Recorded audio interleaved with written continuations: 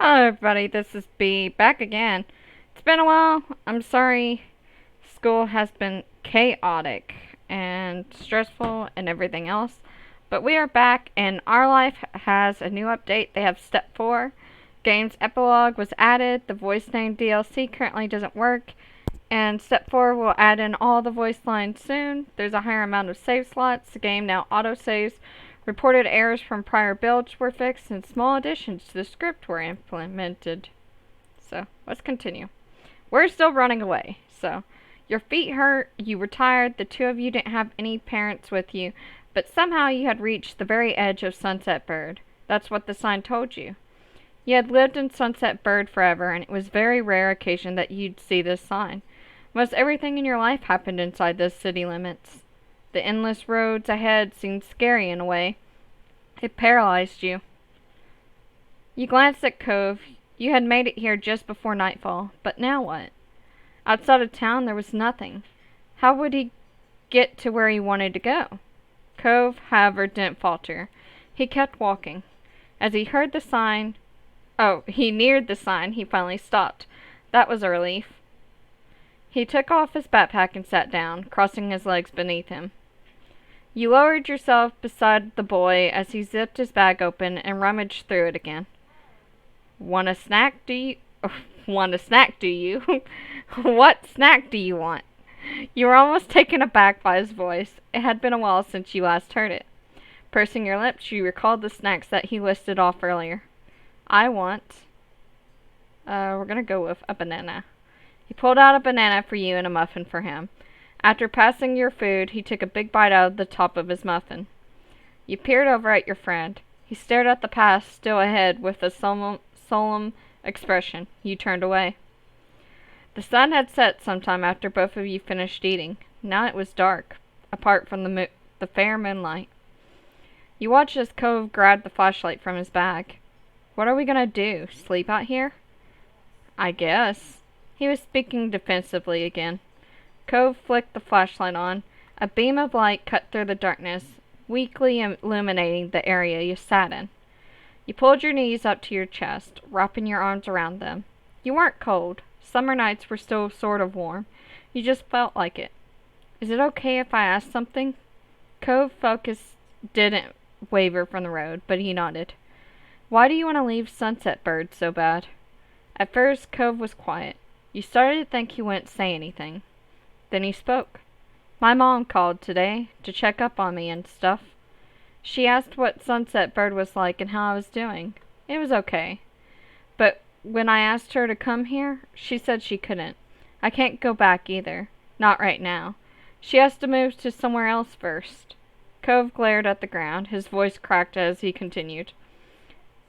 Why can't I even see her anymore? He used his uncasted arm to rub both of his eyes. I'm gonna go myself. I don't need anyone to take me.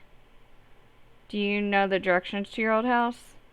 He just wanted to see his mom. Maybe you would have had the idea to run away too if you were Cove. But that doesn't mean it'll work. She's not there. They both left it. She's staying with somebody until she moves somewhere else. Where's her friend's house? Cove was silent for a moment. You'd poked a hole in his perfect plan. Then he shook his head, like he was trying to clear it. When he spoke some more, it was mostly to himself. If I don't go see Mom, then she's... Fresh tears glistened in Cove's red-rimmed eyes. He stubbornly tried to blink them away, but they slipped down his cheeks. Your heart twisted in your chest. No matter what, you hated seeing him cry. What'll happen? Mom doesn't call that much, and I haven't seen her in so long. Cove hiccuped, wiping his face with the back of his arm. His glasses got shoved up awkwardly as a result. If I don't go, she'll be gone. She'll forget about me. She wouldn't do that. How do you know? 'Cause nobody could ever forget you, Cove. His cheeks pinkened. Flustered, you broke your eye contact and you looked down. Cove sniffled. He seemed conflicted. I'm not sure if that's right. You were at a standstill. Everything will be okay if we just go home. We can't stay here forever. And we can't go out there. We gotta go back. Then we'll stay out here. I'm not gonna go back.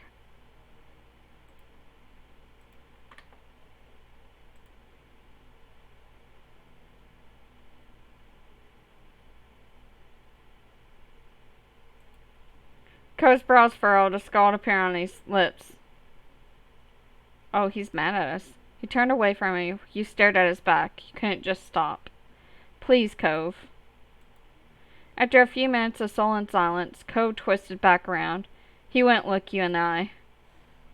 Okay, let's go. I don't want you to get in trouble. I don't want anything bad to happen. He was doing it for you?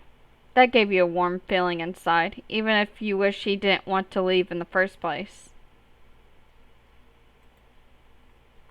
And that was that. Together you walked away from the exit sign. Your feet hurt a lot by this point, and you were so tired. But you convinced him you were bringing Cove home, and that's what mattered.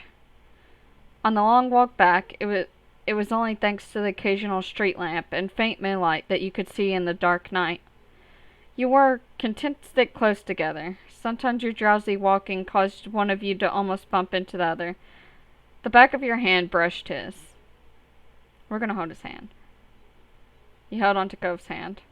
You reached out for his hand. It slipped into yours easily. His palm was warm. Cove glanced at you, looking surprised. Then he smiled. His fingers curled around the back of your hand. The two of you continued down the street, hand in hand. You weren't sure how much time passed. All you knew was that one moment you were fighting the drooping of your eyelids while shuffling near Cove on the sidewalk, and next you were snapped back to attention by the blaring beep of a horn. Cove froze. You whipped around to see a car approaching you. It was difficult to make out who it was. The headlights were so blinding. Instead of continuing down the road, the car slowed near where you sat. The window rolled down, revealing the face behind the wheel. It was very familiar. Mom? She shouted back, and not just because there was some distance between you and her. Where have you kids been? I've been looking everywhere for you. I was trying to help Cove. She stopped looking at you, instead staring hard straight ahead. Both her hands were gripping the wheel. In turn, Cove gripped your hand tighter. This was hard to face. Guilt ate you up from the inside. Get in? Let's get you two home. That at least made her showing up worth it. Your feet were aching like crazy from all the walking you'd done today. You yanked open the side door, slipped inside the back seat, then clambered over so Cove had enough room to climb in too. He followed in wordlessly, tucking his backpack near his feet. Your mom looked at you and Cove from the rear view mirror. The two of you had us extremely worried. That wasn't a good thing to do. Not at all. Shamefaced, you both nodded at once. Sorry, Miss Hive. Sorry, Mom. She softened immediately. Not enough to actually let it go, though. You'll have to apologize to everyone else, too. With that, Mom started the car up again. You were off. For the rest of the car ride, no one said anything. You thought all of you were pretty tired. In fact, you must have dozed off at some point, because you woke up to the sound of the engine stopping. When you looked around to get a sense of your surroundings, you realized Cove was laying his head on you. He might have been asleep before this, too. The moment your eyes met, he turned away. We're back. You yawned and got out of the car. Cove came out after putting his backpack on again. Mom locked the car door and motioned for you two towards the house. She opened the front door and let you go in first. Mommy appeared quickly. She must have been waiting nearby. There was a phone in her hand. It worried you thinking about who she might have been talking to. The tight line of her shoulders relaxed when she saw you and Cove. Oh, thank goodness. You found both of them. Yes, I did. They were walking down the main street together. What were you two doing there this time of night? Do you have any idea how far that is? How unsafe? You peeked at Cove. He still looked exhausted. His eyes were puffy and there were dried tear tracks stuck to his cheeks. I had to see my mom. Bea didn't want me to go alone. Your own mom shared a look. You weren't sure what it meant, but they always did that. You wondered if they could read each other's minds. Since they were communicating telepathically, you stole a glance around the house. Lizzie wasn't anywhere in sight. Where was she? She must have finished whatever she was doing that morning ages ago. Where's Lizzie? Your sister's in her room, fast asleep. The same way you should have been. She went out earlier to look for the two of you when she accidentally found out you were both missing. She tried to pretend otherwise, but you made her sick with worry. Said she checked all the hiding places she could think of, but couldn't find either of you. You and Cove exchanged remorseful glances at that. Mommy knows the discomfort. You two must be sleepy. You can sit down wherever you like. Mommy smiled warmly and motioned to the living room. Cove looked up at her, then lumbered over. You followed close behind. The living room wasn't far, or separated by a wall, so you heard your moms talking softly. He wanted to go see his mother. Poor thing. That explains it, at least. Still, I'm not sure it excuses it. It was so dangerous to go off into town like that. He's having a hard time right now. You can't expect a child to handle it maturely. True, it can't be helped. But that's enough of that. We should tell Cliff the others that he's here before the panic gets out of hand. There could be riots. I'll call, then go to the front to tell everyone still out there. You keep an eye on the kids. Make sure they don't make any more trips today. Got it, Han. Cove just sat there on the couch, setting his backpack down beside him. He stared at his hands. This is so weird. What is? Everyone's looking for me. They all know I tried to leave.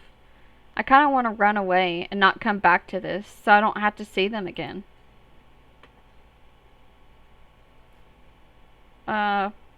Please never run away again. We're gonna... Cove looked guilty for even suggesting that, despite it not being serious. I won't. Not for real. Before you could say anything else, the front door opened. Your mom was back with Mr. Holden close behind her. He made a beeline for the couch, his gaze trained on his son. Cove? God, are you alright? Strands of his hair had fallen out of his ponytail. His eyes were darkened, like he'd been crying too. Cove stared up at his dad, his own eyes wide behind the frames of his glasses.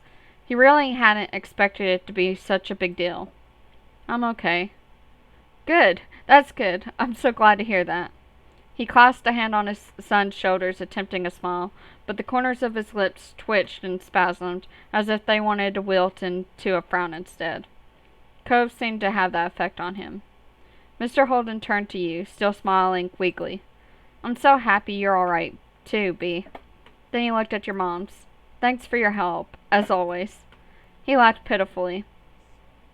I'm very sorry for ruining your afternoon after this. I can't apologize enough.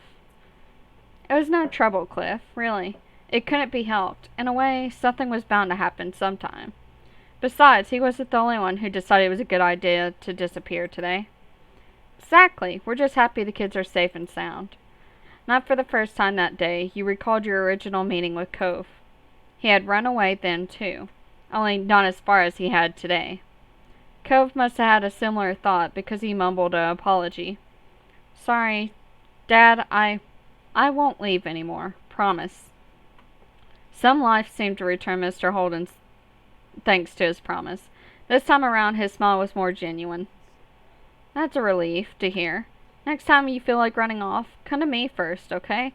We can talk about it. I'm here for you. Cove nodded. His dad reached out and mussed his hair up playfully. I thought he made a face. Cove didn't try to dodge the hand as he usually did. Let's go home, bud. I bet you're as tired as I am. Mr. Holden took over carrying Cove's backpack, still clasping a free hand on his son's shoulder when he stood up from the couch.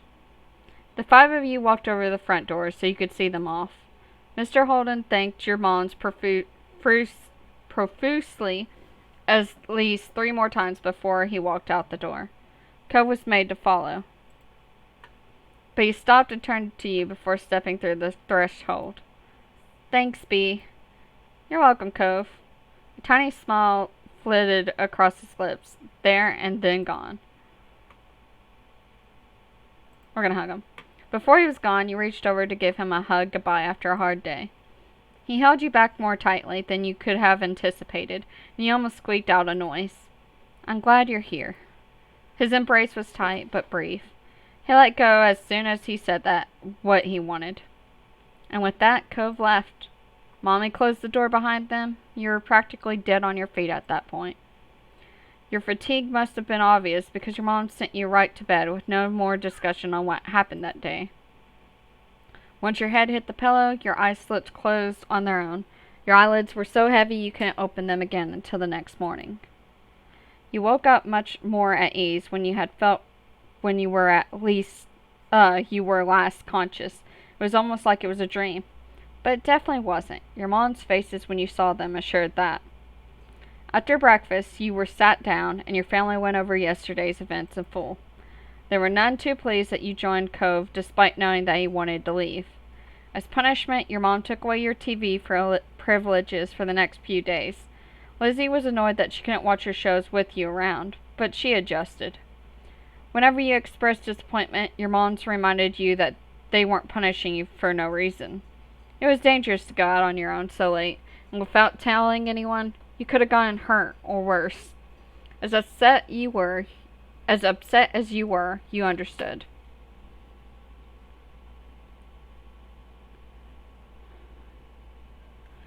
Mr. Holden talked to Cove about what happened too.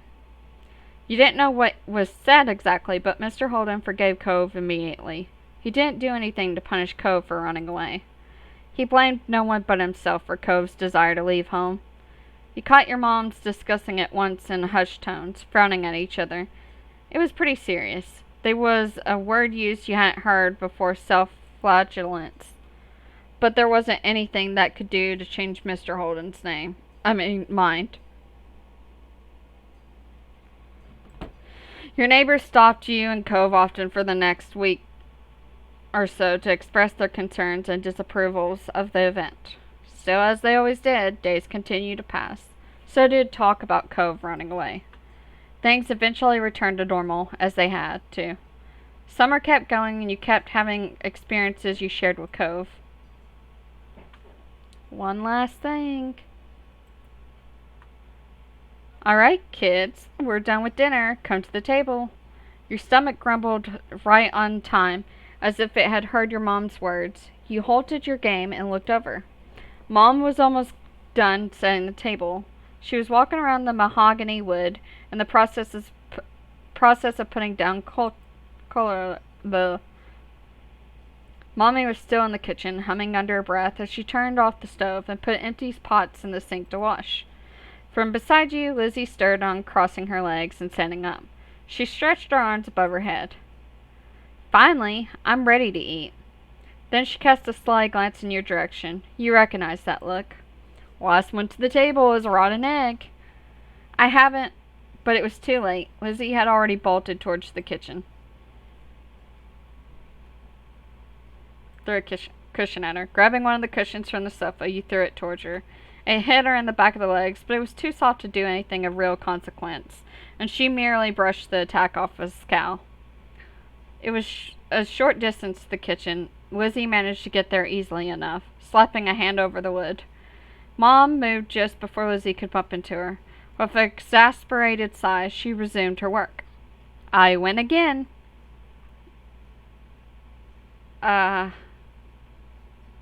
You didn't win, 'cause you were racing by yourself. No, I told you we were both racing. You're just so slow. I wasn't racing, and you know it. That sounds like something a rotten egg would say. Lizzie grinned, her hands on her hips, then looked over your shoulder. Cove, you could be a tiebreaker. Was that a real race I totally won? You blinked. You hadn't noticed that he had been doing what he had been doing during this little event, which wasn't much. You spotted Cove still on the floor. His legs were crossed beneath him, the arm with the cast resting in his lap. He looked at the two of you with a slight frown.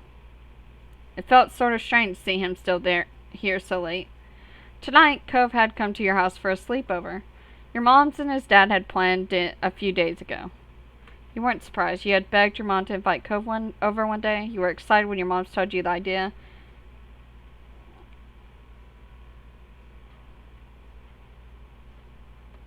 We're gonna beg. They promised that they would. Now that they had made good on their word, you looked forward to it since the moment you found out. And you even helped Mom search the storage rooms for sleeping bags and extra bedding to prepare for his visit. Cove pursed his lips at Lizzie's question, but he didn't respond. Maybe he was planning on ignoring her. Not that Lizzie would make it easy. This wasn't the first time she had asked him to be a referee for one of her sudden races. Well, did I win or what? No. What? I don't think you won. How come? It's not my fault, be slow. Cheating's cheating, and cheaters never win.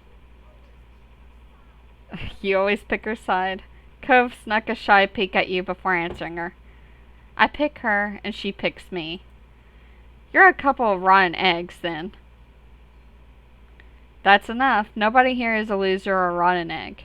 You're each farm fresh, which is a sentence I never thought I'd say.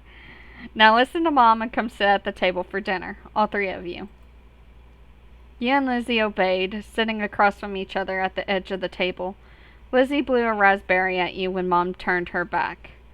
Your parents brought the last of the food, then they took seats further down the table instead of sitting right next to you and Lizzie. Only Cove was left out. He had stood up from his spot on the floor, but he hadn't made a move towards the kitchen. Cove, you can sit too. Slowly he eyed the 4 seats that were left. Thanks to the new sitting arrangement your parents chose, one free chair was beside you, another next to Lizzie, and the last 2 were on the other side of where your moms were sitting. Sit next to me. Cove's gaze met your blue ones. You smiled. Briefly, he grinned back. He walked over, pulled out the chair next to yours, and sat down. You were glad he wanted to sit with you. He just needed to know it was okay. Now that everyone was situated, Mommy began to pass out plates. Dig in, kids. I cooked a little bit of everything for dinner tonight. Be sure not to avoid all the veggies. Yes, Mom. Each person at the table served themselves, except for one. Cove hesitated again. He fidgeted with his hands clamped on the top of his knees. He didn't seem very comfortable doing stuff in someone else's house. One dish seemed to have his eyes, at least. That's pineapple chicken. Want to try some?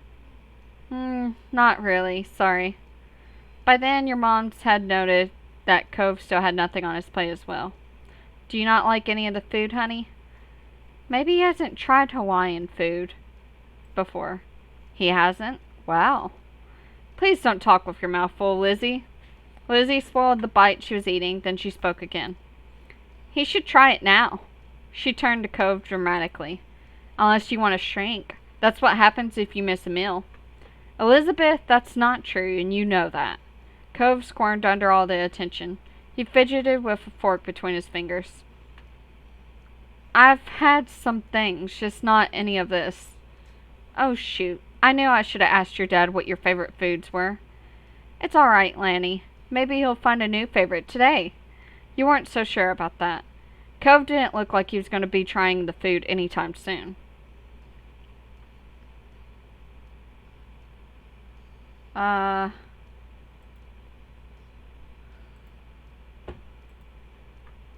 I think you would like the pineapple chicken. It's yummy. Give me your plate. You should try something. He ultimately trusted your judgment. At your suggestion, Cove carefully spooned rice and chicken onto the plate. You saw that he took more of the grilled pineapple than the rest of the vegetables.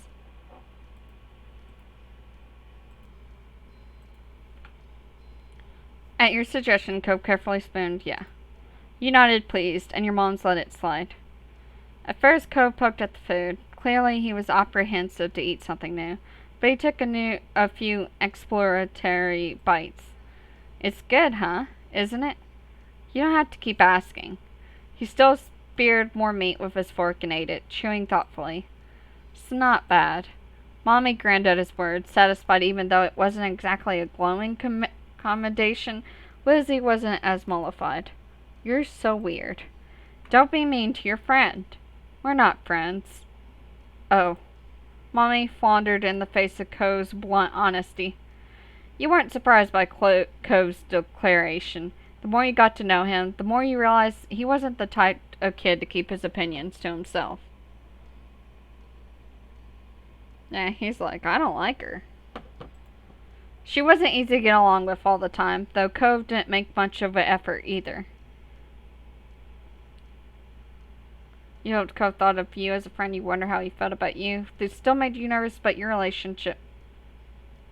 At least the two of you were definitely friends. You knew that without a doubt. The way you felt about Lizzie didn't change it. When you gave Cove a look, he returned a small smile, confirming your thoughts. Your mom only looked at Mom and only got a shrug. Elizabeth, don't call someone weird. There's no such thing as a weird person and a non-weird person. They're just different perspectives. It's not a nice thing to say to someone, anyone, but Pam. Mommy tried to whisper exclusively to Mom. Her attempt to make it audible over the sound of clanking silverware meant you caught the quiet words anyway. They're not friends. He said so. As parents, we can only try, and sometimes we fail. Not all kids will be thick as thieves. Now, less talking, more eating, kids. You need to clean up and start winding down for bed soon. But, Mom... No buts. We talked about this. Your bedtime will be moved back in a few years. For now, you don't get to stay up late. Lizzie sulked, muttering under her breath about how it wasn't right.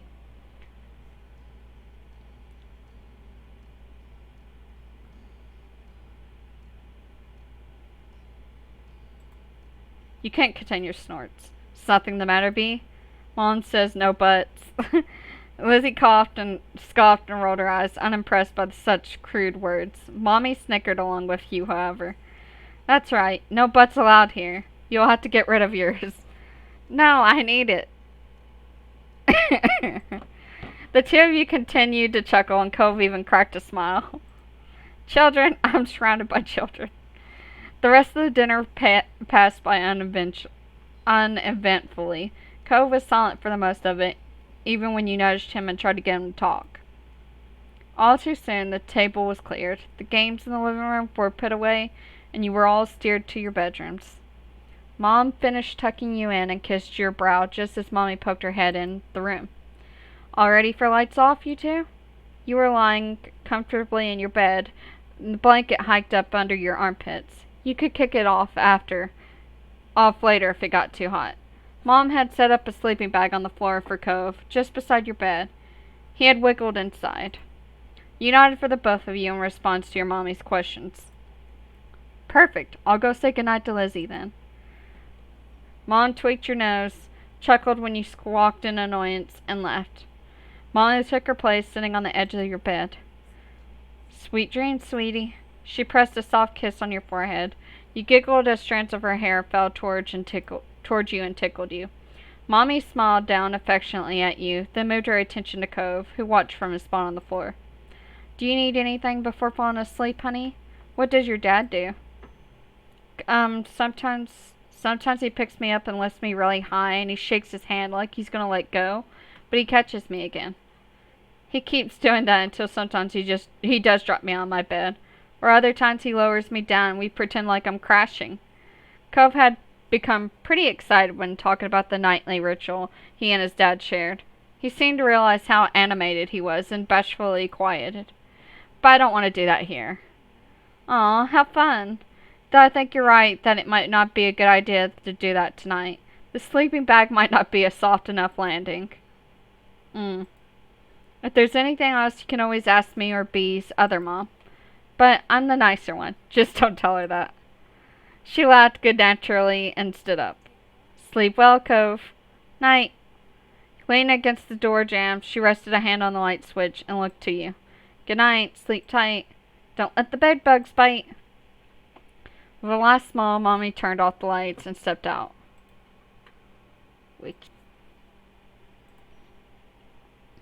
You listened for her footsteps to fade as she walked down the hall. But even the sound vanished, your eyes stayed open. It was just you and Cove now. You hardly knew what to do with yourself. Cove? Annoy him, that's what we're gonna do. Yeah? I'm glad we met. Cove was silent for a few moments before you heard his voice again through the darkness. Me too. You started when Cove sighed deeply. You turned your head to look in his direction. In the dark you could only see a faint outline of a lump under the covers. Cove?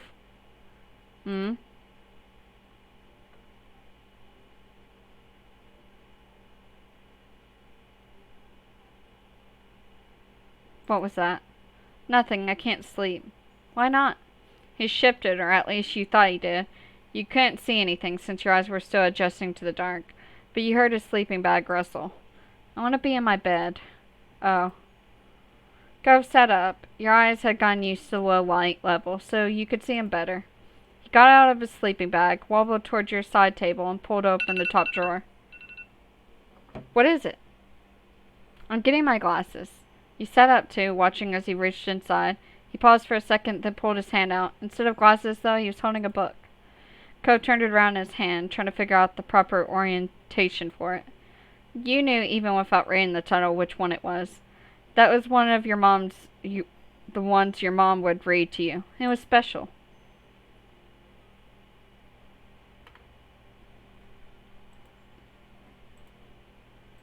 And we have to quit right now, so I hope you guys enjoyed, and I will see you in the next video. Bye!